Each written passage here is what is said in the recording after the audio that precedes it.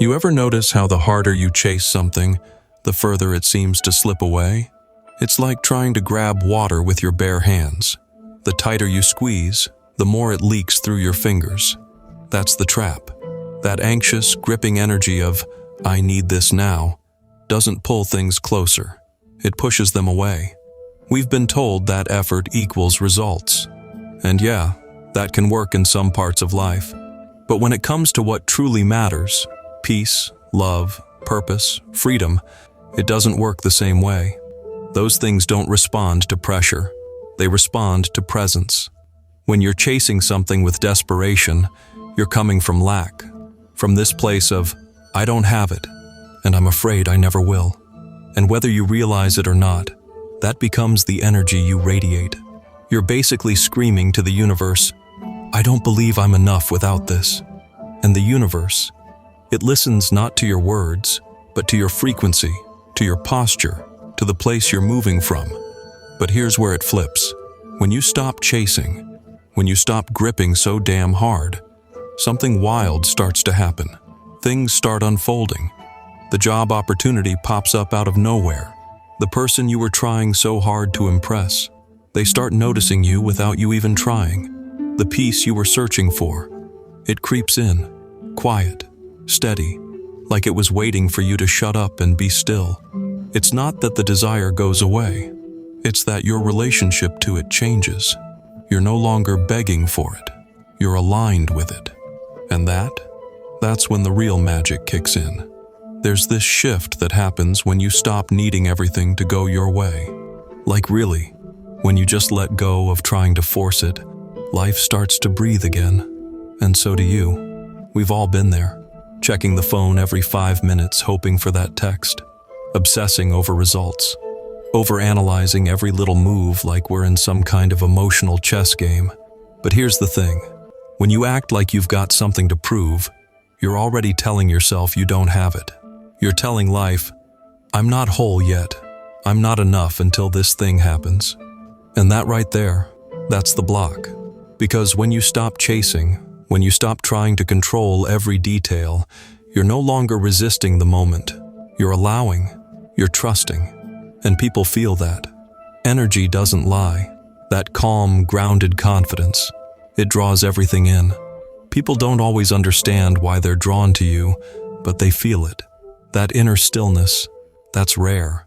And rare is magnetic. So yeah, the goal is still there. The vision still exists.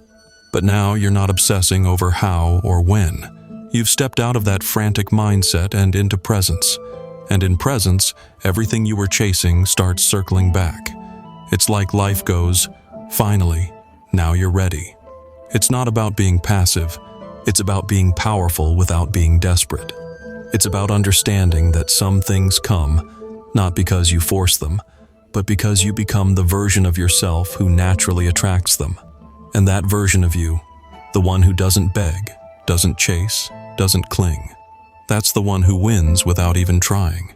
And here's where it hits even deeper. Letting go doesn't mean giving up. It doesn't mean you stop caring. It means you stop trying to wrestle life into submission. You stop grabbing at things with clenched fists and start moving with open hands. See, the tighter you grip something, the more it slips. Ever tried holding water in your palm? Squeeze too hard and it's gone. But relax your hand, and it stays. Same thing with people, with opportunities, with peace. When you try to own the outcome, you start pushing away the very thing you're craving. It's wild, but it's true. You've probably had moments where things finally worked out after you stopped obsessing over them. Right after you finally said, "Screw it," and decided to focus on yourself, on your peace, on your growth, and suddenly things started clicking. Calls came in. People reached out. Stuff just started flowing. That's not a coincidence. That's energy doing its thing. That's alignment. Because people can feel when you're chasing energy versus when you're radiating it. When you're desperate for attention, it repels. When you're full within yourself, it attracts. And not just people, life, opportunities, momentum. Letting go is choosing faith over fear. It's you saying, "I'm not going to strangle this dream to death trying to control every step. I'm going to keep showing up, but I'm not going to lose myself in the process. That version of you, calm, still, unbothered but focused, that's dangerous. That's the version people remember. That's the version who wins long term. Here's what most people don't realize. Letting go doesn't make you weak. It makes you wise. Because when you let go, you stop reacting to life like you're in survival mode, constantly needing to fix, chase, prove, control. You stop pouring your energy into things that drain you, and instead, you start reclaiming it. Reclaiming your power, your clarity, your damn peace of mind. And that's when something shifts. Suddenly, you're no longer in that constant what-if spiral. What if they leave? What if it doesn't work? What if I'm not enough? You stop treating life like a test you have to pass and start treating it like a current you can trust. And bro, when you do that, you start moving different. You walk different. You breathe different. You become magnetic. Not because you're trying to impress anyone, but because you finally don't need to. People feel that. Life responds to that. When you stop looking desperate for results, when you stop refreshing your phone, waiting for that text, or forcing that plan to work, or bending over backward to be chosen, that's when the things meant for you start showing up. Because now you're operating from alignment, not from fear. Now you're in flow, not force. You become like still water, calm on the surface, deep underneath, unshaken. And in that stillness, everything starts to rise. And look, letting go doesn't mean you stop caring. It means you stop clinging. There's a difference. You can still want something. You can still have desires, dreams, goals. But when you cling, when you suffocate the outcome, you start killing the process. And that's when the tension creeps in. That silent pressure that makes everything feel heavy. You start overthinking, second-guessing, chasing validation, losing sleep over things that honestly don't even deserve that much of your energy. But the moment you loosen your grip, damn, everything breathes again. You breathe again. It's like you've been holding your breath for months, maybe years, trying to make something work. A person, a career move, an identity. And when you finally stop strangling it and just trust, something opens up. Space opens up. And it's in that space where clarity starts to show up. Not in the noise, not in the panic. In the space, you start realizing that half the things you were trying to control weren't even yours to hold in the first place. That relationship you kept chasing just to feel worthy wasn't love. That job you were killing yourself over just to feel valuable wasn't purpose. You were just chasing noise, not alignment. And when you finally stop trying to force your worth into the world, you start feeling it, without the need to prove anything to anyone. And that's where the power is. In that raw, unbothered calm where you're no longer begging life to notice you, because now you're moving like life is already in you. Now here's the part no one tells you. When you really let go, like not the fake "I'm over it" type, but when you truly release the grip emotionally, mentally, spiritually, life starts matching your new energy. It's wild. People start treating you differently. Opportunities come out of nowhere. You suddenly stop chasing validation, and instead, people begin to notice your peace. Not because you're louder, not because you're doing more, but because your energy is no longer needy. It's grounded. It's quiet, but magnetic. And that's the shift. Letting go isn't weakness. It's not giving up. It's power. The kind of power that doesn't scream. It just is. Because you're no longer reacting to everything. You're observing, choosing, moving with intention instead of panic. You start doing things because they feel right, not because you're afraid of missing out.